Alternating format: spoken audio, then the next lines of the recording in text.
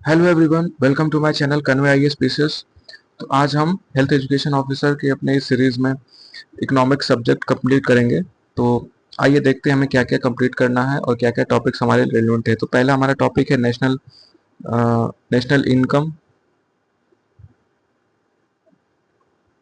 Income, poverty, unemployment and demography. ठीक है, तो नेशनल इनकम पर देखते हैं क्या है। नेशनल इनकम क्या होता है? नेशनल इनकम होता है जो सम टोटल मनी होता है एक साल में हमारा जो भी प्रोडक्शन होता है।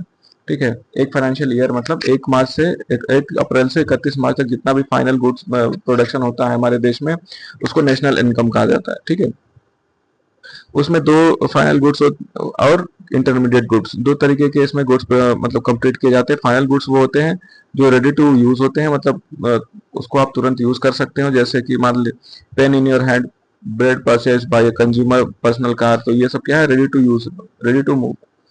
तो तुरंत आप इसको यूज कर सकते हो क्योंकि ये फाइनल गुड्स हैं और इसमें अब दोबारा कोई बदलाव नहीं होगा। इंटरमीडिएट क्या होता है कि उनके बाद भी कुछ ऐसे गुड्स होते हैं जिस जो कच्चे रह जाते हैं, उससे बाद भी एक और प्रोडक्ट नया बनाया जा सकता है। जैसे मान लीजिए आटा है, तो गेहूं से आटा बनाया गया और आटे से फिर ब्रेड। ठीक है, तो flour use to making bread, ये भी एक इंटरमीडिएट गुड्स के अंदर आएगा। फिर नेक्स्ट हमारा जो टॉपिक है consumer goods versus capital good. तो कंज्यूमर गुड्स क्या होते हैं? जो directly satisfy human wants and needs like food items and personal clothing. तो कंज्यूमर गुड्स क्या होता है? जो डायरेक्टली हमारे मानव सभ्यता की जो भी मूलभूत आवश्यकता है उसको हम पूरी पूरी करते हैं। तो जैसे फूड है, पर्सनल क्लोथिंग है ना, तो कपड़े हैं, खाने का आइटम है। जो हमारे जो रोटी कपड़ा मकान है वो हमारे तो रोटी कपड़ा मकान में जो रोटी है और कपड़ा है वो हमारे कंज्यूमर गुड्स में। कैपिटल गुड हमारा जो होता है वो मकान होता है, like tangible assets that do not directly satisfy immediate human wants but actively assist in the production of other goods and services over many years. तो टेंजिबल मतलब ये होता है मूर्त, ठीक है, जिसे हम छू सकें।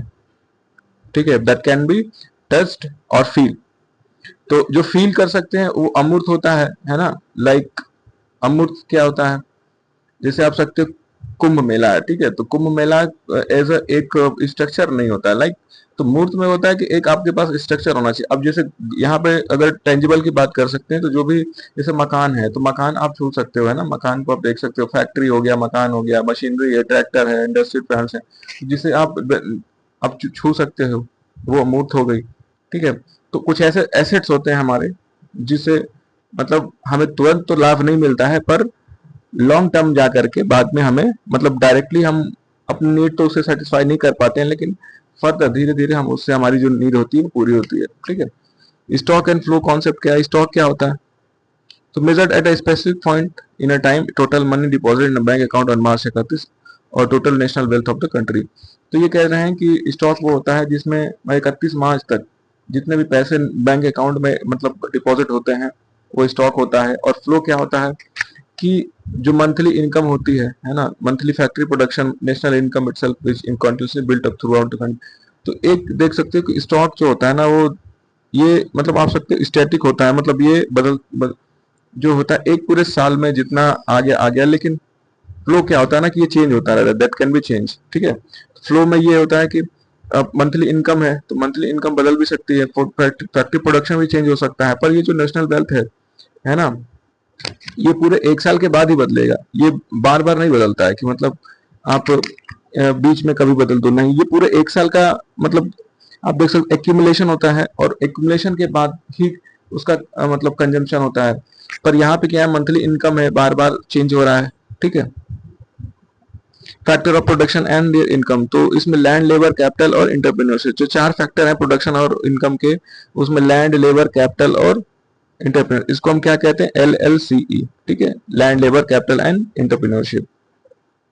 Major aggregates of national income, जिसमें gross versus net in conversion, domestic versus national conversion, market price versus factor cost conversion. ठीक है, तो ग्रॉस वर्सेज नेट कन्वर्जन में क्या है? Gross minus depreciation equals to net. Depreciation यहाँ पे होता है loss of value fixed capital asset due to normal wear and tear also formally designed as consumption of fixed capital. तो depreciation होता है जिसे जो घाटा मान लीजिए होता है कुछ वियर एंड टीयर, मतलब एसेट बनाने में जो हमें मतलब कुछ जो है ना नुकसान होता है, दैट इज डेप्रिसिएशन। एंड अब नेक्स्ट हमारा जो डोमेस्टिक एंड नेशनल कन्वर्जन में, तो इसमें देख सकते हो national factor income from abroad, तो domestic income plus net foreign income equals to national income, ठीक है। Market price versus factor cost conversion means factor cost plus NIT equals to market price. तो फैक्टर कॉस्ट क्या है, जितना मतलब cost बनाने में लगा, फिर नेट इनडायरेक्ट टैक्सेस, फिर उसको टैक्स के साथ मिक्स करके जो हमारा मार्केट प्राइस बना, ठीक है, ये हमारा एमपी होगा। तो और नेक्स्ट जो हमारा है 8 प्राइमरी एग्रीगेट डिफाइंड है, वो है GDP at MP gross domestic product at market price, the aggregate market value of all final goods and services production is strictly within the geographic domestic borders of country within a specific year. It includes production by foreigners residing inside the country but excludes production by nationals overseas, ठीक है। तो ये क्या कह रहे हैं कि aggregate market value of all final goods and productions strictly with in the geographic domestic part of country with in a specific year.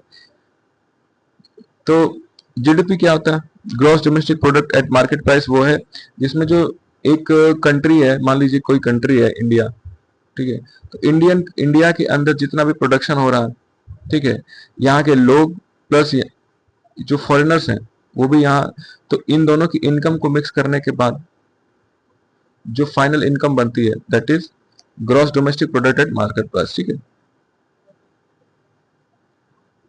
GDP MP equals to C plus I plus G plus X minus M, ये इसका formula है। ये हो सकता है फॉर्मूले पूछे exam में, तो आपको ये एग्जाम्पल जो फॉर्मूले हैं याद होने चाहिए। NDP at MP net domestic product at market price, तो इसका फॉर्मूला है obtain by subtracting the structural capital consumption depreciation from the domestic production volume, and GNP at MP gross national product at market price, GNP MP equals to GDP MP plus NFIA, NNP at MP net personal product at NNP equals to GNP minus depreciation. GNP क्या है, gross national product, ठीक है, to total economic value generated by normal citizens of country respective of the geographic location. तो GNP क्या होता है कि किसी भी देश में कि उसके नागरिक जितना भी मतलब इनकम जनरेट करते हैं सिर्फ without including the foreigners income, तो वो जीएनपी हो जाता है, ठीक है। Net national product at market price, तो अब उसी में जब एनएनपी हम चेक करते हैं नेशनल प्रोडक्ट, तो उसमें जो जीएनपी होता है ग्रॉस नेशनल प्रोडक्ट में से डेप्रिसिएशन मतलब वियर एंड टियर जो भी है उसको अगर माइनस करते हैं तो हमारा नेट नेशनल प्रोडक्ट आता है, ठीक है। GDP at FC gross domestic product at factor cost, तो GDP factor cost equals to GDP MP minus NIT. NDP at FC net domestic product at factor cost, this is also widely known as household income और domestic factor income, ठीक है। And GNP at factor cost, NNP at factor cost, ठीक है। तो this aggregate represent the two formal technical national income of a country whenever an examination asks for national income without it refers to NNP at factor cost। तो जब भी मतलब जो national product होता है, नेशनल इनकम अगर हम ज्ञात करते हैं तो सबसे जो एक्यूरेट आता है वो एनएनपी होता है, ठीक है, जिसमें हम एनडीपी जो है national domestic product eight final cost plus national foreigner जो होता है एनएफआईए, इसको जब प्लस करके है ना प्लस करते हैं तो एनएनपी आता है हमारा। तो क्या क्या मेथड्स हैं वो हम देख सकते हैं इनकम के, ठीक है। तो साइमन कुजनेट्स ने, जो father of modern international income, आप ये देख सकते हो साइमन कुजनेट्स को नोबेल लॉरिएट्स थे, इनको कहा जाता है father of modern national income accounting. National income can comprehensively calculated utilizing 3 standard methods yielding identical results via different economic lenses। तो अब देख सकते हैं कि साइमन कुजनेट्स, जिनको father of modern national income accounting कहा जाता है, इन्होंने नेशनल इनकम की परिभाषा दी और इन्होंने कहा कि national income can be comprehensively calculated utilising 3 standard method. तो इन्होंने कहा कि 3 मेथड जो होते हैं ये बहुत मुख्य हैं किसी भी देश का जो नेशनल इनकम है, राष्ट्रीय जो आय है उसको प्राप्त करने का। तो पहला मेथड इन्होंने बताया प्रोडक्ट मेथड और वैल्यू एडेड मेथड, ठीक है। इसमें इन्होंने कहा कि the distinct value addition generated every successive stage of the production cycle across the economics. तो ये इन्होंने जो value added material value added चीजें थी उसमें इन्होंने ये कहा कि जो वैल्यू ऑफ आउटपुट है माइनस इंटरमीडिएट कंजम्पशन है, अगर इसको हम ऐसे कैलकुलेट करते हैं तो हमें वैल्यू एडेड आ जाता है, ठीक है। और वैल्यू ऑफ आउटपुट अगर हमें ज्ञात करना है तो sales plus change in stock, इनको कंप्लीट करेंगे। तो by aggregating the net value addition across all producing unit we arrive at GVA at MP gross value added at market price which is conceptually added to GDP at MP, ठीक है। Income method क्या है? Household income equals to COE OS plus MI. तो COE क्या है? ठीक है, compensation of employees plus operating surplus and plus MI जो मिक्स्ड इनकम है। इन तीनों को प्लस करने के बाद हमें हाउस होल्ड इनकम मिलता है, ठीक है। मेथड तीसरा के एक्सपेंडिचर मेथड में क्या कहते हैं ये कि जो प्राइवेट फाइनल कंजम्पशन एक्सपेंडिचर है वो plus final government final consumption expenditure plus gross domestic capital information और net export X minus M, इन तीनों को प्लस करने के बाद हमें जीडीपी एट मार्केट प्राइस मिलता है, ठीक है। Real GDP and nominal GDP के बारे में आप बात करते हैं तो प्राइस बेसिस क्या है? Calculated at current year prices. तो नॉमिनल जीडीपी वो होता है जिसमें मतलब करंट ईयर प्राइस जो होता है, करंट जो साल होगा उससे आप प्राइस को ज्ञात करेंगे, calculated at base year prices. और रियल जीडीपी क्या करता है? कोई बेस ईयर ज्ञात कर लेते हैं, जैसे मान लीजिए अभी जो बेस ईयर हम लोग मानते हैं जो 2011-12 को हम बेस ईयर मानते हैं कि वो एक ईयर है, बेस ईयर मान लिया, और उससे जितने भी साल तक मतलब प्रोडक्शन हम ज्ञात करेंगे तो हमें पता चलता रहेगा कि एक बेस ईयर से हमारा कितना ग्रोथ हुआ है कितना नहीं हुआ है, ठीक है। बट नॉमिनल जीडीपी क्या करता है कि वो जिस साल आपको, जैसे मान लीजिए अगर हमें 26 का, अगर हमें 2026 का नॉमिनल जीडीपी निकालना है तो सिर्फ 26 का हम लेंगे। पर रियल जीडीपी क्या करता है कि 2011 से 2011 से लेकर 2026 तक जितना भी मतलब प्राइसेस कंप्लीट हुए हैं तो उसमें वो एक जो चेंज है वो दिखाते हुए जीडीपी को बताएगा, ठीक है। तो इम्पैक्ट ऑन इन्फ्लेशन, इसमें क्या आता है कि इन्फ्लेशन का जो महंगाई है उसकी वजह से डिस्टॉर्शनरी आता है, इम्पैक्ट आता है इन्फ्लेशन पे, ठीक है। तो महंगाई पे कुछ मतलब ऐसे आप ये कह सकते हो कि कुछ ऐसी डेटा में आप डिस्टॉर्शन मिलेगा आपको, मतलब टू हो सकता है कोई डेटा में ब्रीच हो, कोई गलत हो, है ना, गड़बड़ी आ जाए डेटा में, तो इम्पैक्ट ऑफ इन्फ्लेशन हो सकता है कि जिस देश में मान लीजिए एक पूरे एक साल में जितना मतलब प्रोडक्शन हुआ है ना नॉमिनल जीडीपी में, कि एक साल में हो सकता है कि महंगाई कभी बढ़ी हो कभी घटी हो, तो उसकी वजह से जो डिस्टॉर्शन आया तो उसका इम्पैक्ट नॉमिनल जीडीपी पे पड़ता है। पर रियल जीडीपी में क्या होता है? Stripped of inflation isolate pure volumetric growth. तो ये क्या करता है कि जो प्योर ग्रोथ होती है उसको दर्शाता है रियल जीडीपी में। Can increase deceptively purely due to rising prices without any real growth in output.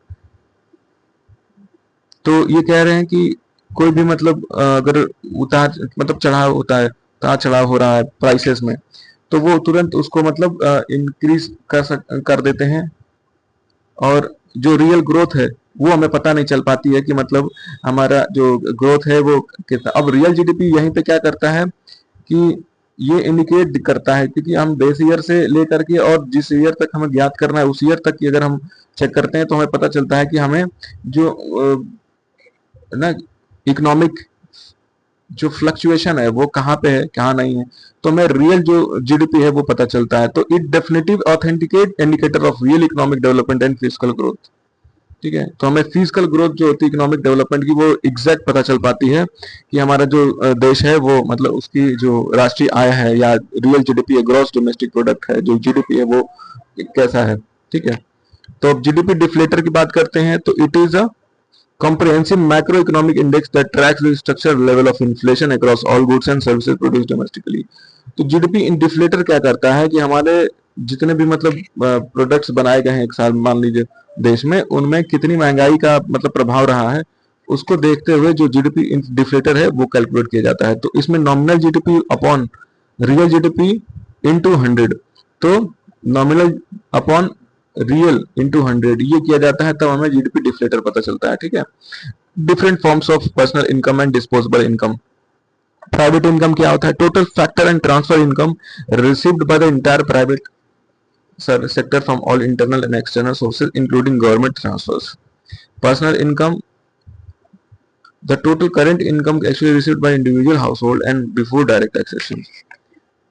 तो प्राइवेट इनकम क्या होता है कि जो टोटल फैक्टर एंड ट्रांसफर होता है, मतलब इनकम का जो आय का जो पूरा जो स्थानांतरण है ना, जो पूरे प्राइवेट सेक्टर है, जो निजी फार्म्स हैं, उनमें जितना इंटरनल और एक्सटर्नल रूप में जो भी टोटल इनकम जो होती है, वो जो ट्रांसफर होती है, वो प्राइवेट इनकम होती है। पर पर्सनल इनकम, अब जैसे क्या है कि एक फर्म है मान लीजिए जिसमें 100 एम्प्लॉय काम करते हैं, एक फर्म है, एक प्राइवेट संस्था है जिसमें 100 एम्प्लॉय काम करते हैं, तो उससे जो आय जनरेट होती है इस कार्य करने से 100 लोगों के कार्य, तो वो प्राइवेट इनकम में जाएगा। पर इसमें से अगर कोई एक एम्प्लॉय है, अगर इस मान लीजिए 15,000 रुपए महीना कमाता है, तो ये इसकी पर्सनल इनकम आएगी। The total current income actually received by individual house hold before direct taxation. ठीक है, तो भी जो टैक्सेशन उसने दिया नहीं, डायरेक्ट टैक्सेशन में मतलब या जो पैसे है उसने खर्च नहीं, क्योंकि जब हम डायरेक्ट टैक्सेशन के कांटेक्ट में तब आते हैं जब हम कोई प्रोडक्ट खरीदते हैं। ठीक है, जैसे मान लीजिए डायरेक्ट टैक्सेशन में आप देख सकते हो इनकम टैक्स वगैरह है, तो ये तब आता है। तो पीआई जो है ना, प्राइवेट इनकम, पीआई अगर देखा जाए तो private income minus corporate taxes minus undistributed corporate profit, ये हमारा पर्सनल आता है।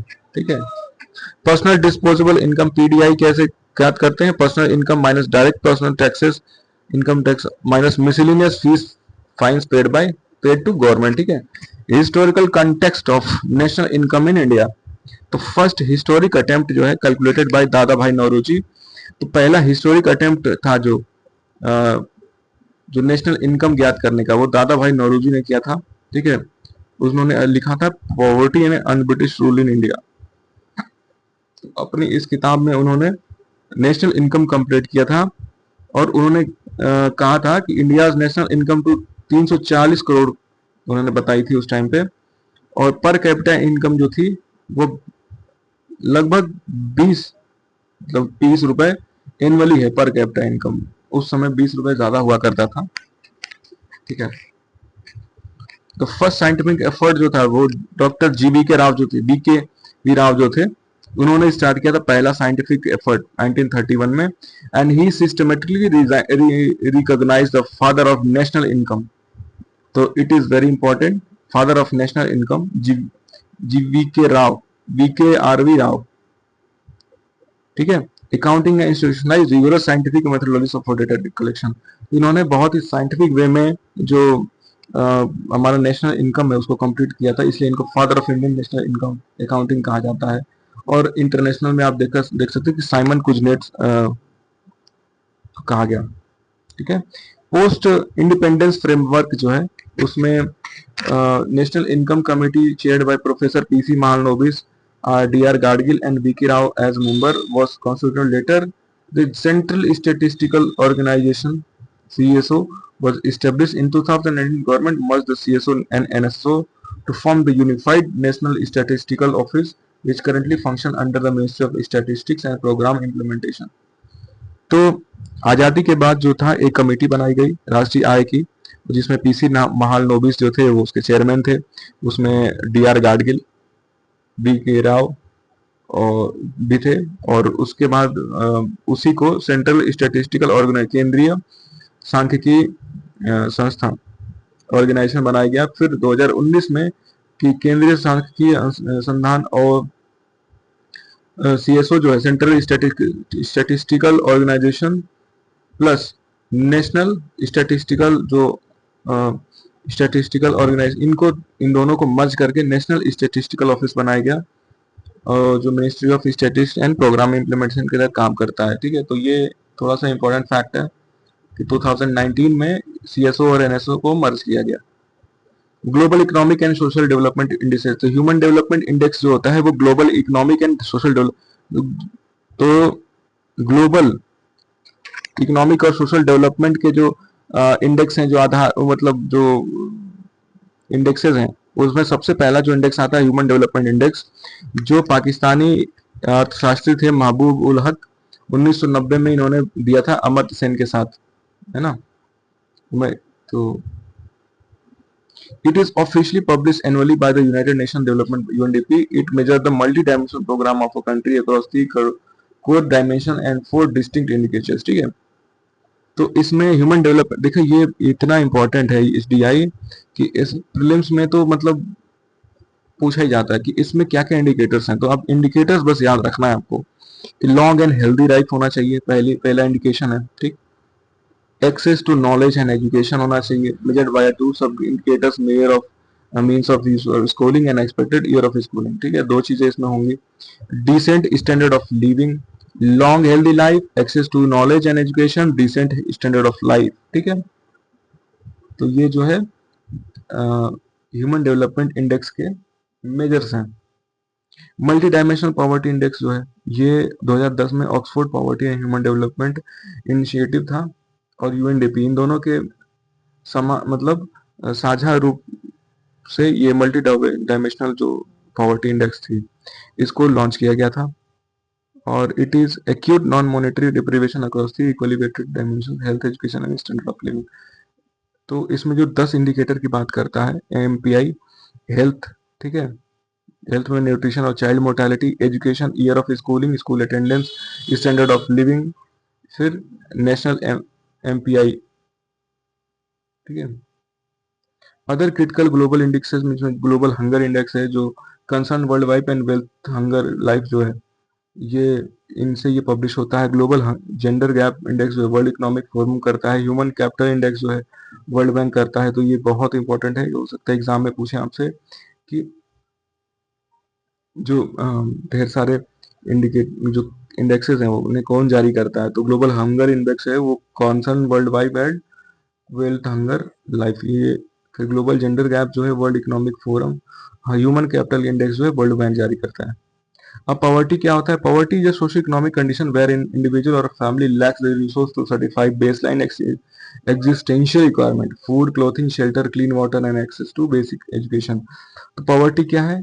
ये एक सामाजिक आर्थिक अवस्था है जिसमें कोई भी इंडिविजुअल या फैमिली, है ना, जो बेसिक रिसोर्सेज हैं उनको सेटिस्फाई ना कर पाते हो। इसमें आता है फूड है, क्लॉथिंग है, shelter, clean water and access to basic education, जिसमें खाना, भोजन, वस्त्र और आशय, स्वच्छ जल और बेसिक एजुकेशन, है ना, आधारभूत शिक्षा। ये जो स्टैंडर्ड्स है, अगर इनको कोई भी व्यक्ति या उसकी कोई भी परिवार अगर इसको अफोर्ड नहीं कर पाता है तो वो पॉवर्टी के अंतर्गत आएगा। जिसे अब इसमें दो तरीके की पॉवर्टी हमें देखी गई है, absolute poverty and relative poverty, ठीक है। तो when a person falls below a rigidly defined biological survival baseline, unable to secure minimum life saving necessity like standard caloric intake measured by a fixed poverty line। तो absolute poverty क्या है कि जब कोई person है, ठीक है, rigidly defined biological survival baseline, unable to secure minimum life saving necessity like standard caloric intake. तो एब्सोल्यूट पॉवर्टी में वो आता है कि कोई भी व्यक्ति जो एक्सट्रीम लेवल पे जो बायोलॉजिकल नीड है वो कंप्लीट नहीं कर पा रहा है, मतलब भूख है वो उसकी पूरी नहीं हो रही है, तो उसमें मिनिमम लाइफ सेविंग स्टैंडर्ड्स वो कंप्लीट नहीं कर पाता है, तो वो एब्सोल्यूट पॉवर्टी के अंदर आएगा, ठीक है। और रिलेटिव पॉवर्टी क्या है? तो refers to income wealth inequality across segment of region within a society. It reflects positional disadvantage rather than pure biological deprivation. Example, household earning is below the national average.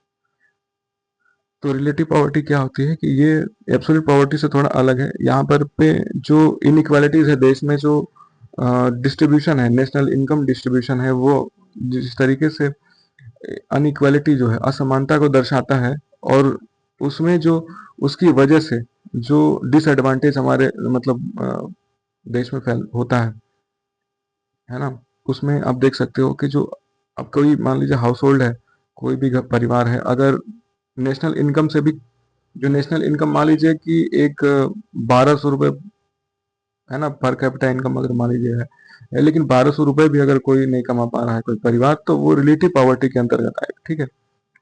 Measurement tools for economic inequality. तो measurement tools क्या क्या है economic inequality जो है, आर्थिक असमानता को दर्शाने के लिए, उनको मेजर करने के लिए, उसमें लॉरेंज कर्व है, जीनी कोफिशिएंट है, ठीक है। तो लॉरेंज कर्व में क्या है? It is geographical plot mapping and cumulative percentage of population against cumulative percentage of national income. तो लॉरेंज कर्व क्या करता है, परसेंटेज ऑफ पॉपुलेशन जो है उसको नेशनल इनकम से कंप्लीट करता है and it's a line of absolute inequality. तो इनइक्वालिटी चेक करने के लिए लॉरेंज कर्व का यूज करते हैं। जीनी कोफिशिएंट जो होता है ये 0 से 1 तक इसकी रेंज होती है, ठीक है, और ये एब्सोल्यूट परफेक्ट इक्वालिटी जो है इसको चेक करता है। Chronological evolution of poverty estimation committee in India, इसमें प्लानिंग कमीशन बनाई गई 1962 में।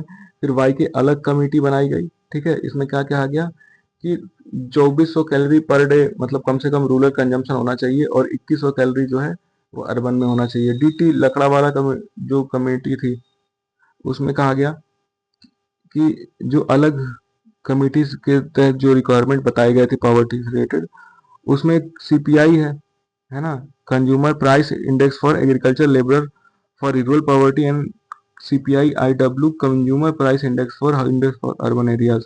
इन्होंने दो मतलब स्टैंडर्ड्स बताए जो पॉवर्टी लाइन को चेक बताने के लिए। इसमें पहला है सीपीआई एल और सीपीआई आईडब्ल्यू, ठीक है।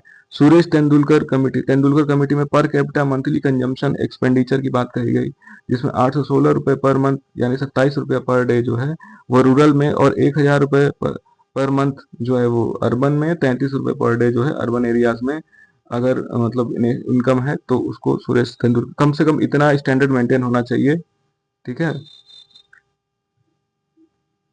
ये सुरेश तेंदुलकर कमेटी के अंतर्गत कहा गया। फिर सी रंगराजन कमेटी 2014 में आई, तो ये रिव्यू कर रही थी तेंदुलकर मेथोडोलॉजी को, ठीक है। और फिर वो ये कहती है कि नहीं, 972 रुपये पर मंथ जो है वो रूरल में थ्रेशोल्ड होना चाहिए, मतलब कम से कम 972 रुपये पर महीना जो है वो अपने खर्च होना चाहिए कैलोरी पे, मतलब 32 रुपये पर डे, और 1407 रुपये मंथली जो है अर्बन एरिया में, मतलब 47 रुपये पर डे। और मेजर गवर्नमेंट वेलफेयर स्कीम भी इसमें चलाई गई, जिसमें आयुष्मान भारत है 5 लाख पर फैमिली, मतलब ये मेडिकल इंश्योरेंस सरकार की तरफ दी गई। फिर एमजी नरेगा जो है ये 100 days of paid unskilled manual, अब इसको वीबी जी राम जी करके कर दिया गया है और अब ये 100 डेज से 125 डेज हो चुका है, ठीक है। तो ये आप देख सकते हो, ये थोड़ा सा इसमें चेंज है। पीएम गरीब कल्याण योजना में फ्री फूड ग्रेन्स दे रहे हैं, मतलब गरीबों को अन्न देना। नेशनल न्यूट्रिशन मिशन जो है पोषण अभियान के तहत न्यूट्रिशन अंडर न्यूट्रिशन जो बच्चे हैं उनको बचाना। फिर सिकल सेल अनीमिया का जो हमारा जो एक हमारा उसको खत्म करने का जो हमारा एक अभियान है पोषण अभियान, उसके तहत जो अंडर न्यूट्रिशन और माइल न्यूट्रिशन जो चिल्ड्रन है उनको सही तरीके से न्यूट्रिशन मिलना, प्रेग्नेंट वुमेन है उनको सही न्यूट्रिशन मिलना, और लैक्टेटिंग मदर्स हैं जो धात्री माताएं हैं उनको भी सही तरीके से पोषण मिलना, उसके लिए पोषण अभियान चलाए गए। फिर अनएम्प्लॉयमेंट डायनेमिक्स एंड टाइप्स है। अनएम्प्लॉयमेंट में क्या क्या टाइप्स हैं? Unemployment is defined as an economic situation where individual are actively qualified and willing to work at prevailing wage rate yet fail to secure gainful employment. तो unemployment क्या होता है ना, बेरोजगारी। ये वो ऐसी अवस्था है वेयर जहाँ पे व्यक्ति कार्य करने के लिए पूरी तरीके से क्वालिफाइड है पर उसे कार्य नहीं मिल रहा है, ठीक है, उसके मिनिमम वेजेस उसे नहीं मिल रहे हैं, और and he is fail to secure gainful employment, ठीक है। That is the condition where it fails to make any income, ठीक है। तो उसको हम क्या कहेंगे? अनएम्प्लॉयमेंट। तो मेजर टाइप्स ऑफ अनएम्प्लॉयमेंट क्या क्या है? डिस्गाइज्ड अनएम्प्लॉयमेंट क्या है? occurs when the number of individual engaged in a specific economic activity is far greater than structural necessity।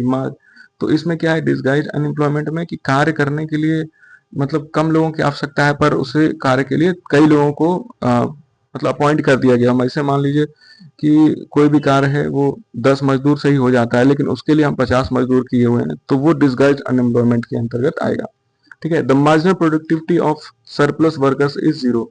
तो इसमें प्रोडक्टिविटी है मार्जिनल वो जीरो हो चुकी है, हो गई। जैसे एग्रीकल्चरल सेक्टर है इसका सबसे बड़ा एग्जांपल है कि जहाँ पे मजदूर 10 मजदूरों से काम अगर करवा सकते हैं हम खेत में पर उसके लिए हम 50 मजदूर किए हुए हैं, तो वो आएगा डिस्गाइज अनएम्प्लॉयमेंट के अंदर। फिर आता है स्ट्रक्चरल अनएम्प्लॉयमेंट, ठीक है। तो स्ट्रक्चरल अनएम्प्लॉयमेंट में क्या है कि arises from a fundamental structural mismatch between the specific technical skill sets demanded by open market jobs and the actual current skills possessed by the domestic workforce. This is frequently triggered by rapid disruptive technological transition.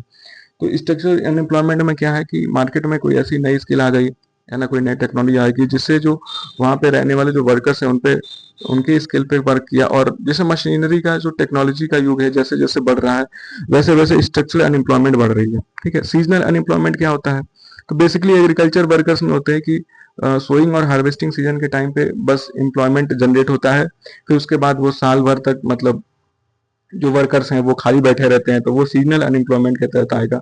Frictional unemployment क्या है? Temporary transition form of unemployment that occurs when a person is in the process of moving between jobs looking for a better career option or transitioning into a new industry। ठीक है, तो frictional unemployment क्या है कि लगातार shift कर रहा है कोई बंदा जैसे जॉब में। ठीक है, अगर वो जॉब बेटर करियर ऑप्शन में, जैसे मान लीजिए कोई व्यक्ति विशेष है, अगर वो किसी एक डिपार्टमेंट में काम करता है पर उसे अगर नई अपॉर्चुनिटी चाहिए, तो वो जैसे आपने किसी गवर्नमेंट जॉब में अप्लाई किया और आप ग्रुप सी की जॉब आप कर रहे हो, फिर आपको नेशनल अपनी जो करियर ग्रोथ है वो देखते हुए आपने अपर जो एग्जाम्स है उसमें आपने अप्लाई किया, आप हो गए, तो ये जो है ये फ्रिक्शनल अनएम्प्लॉयमेंट के तहत है। ठीक है, फिर आता है साइक्लिक अनएम्प्लॉयमेंट, तो ये कंटिन्यूस घूमता रहता है ये। ठीक है, it rises sharply during economic recession and depression due to drop in aggregate consumer demand and declines when the economic revives। तो साइक्लिक अनएम्प्लॉयमेंट क्या होता है? जैसे जैसे जब भी मतलब मार्केट में डिमांड बढ़ती है तो उस हिसाब से एम्प्लॉयमेंट भी बढ़ गया, फिर जैसे मार्केट डाउन होता है तो पूरा मार्केट ओरिएंटेड मतलब ये एम्प्लॉयमेंट जनरेट करता है साइक्लिक। तो इसमें जो अनएम्प्लॉयमेंट इंक्रीज हुआ वो साइक्लिक अनएम्प्लॉयमेंट के तहत है। फिर एजुकेटेड अनएम्प्लॉयमेंट आता है, occurs when young individual holding higher academic degree or technical certificate fail to secure job matching their Indian credential and typically stemming from a fluid education curriculum that lacks market aligned vocational training।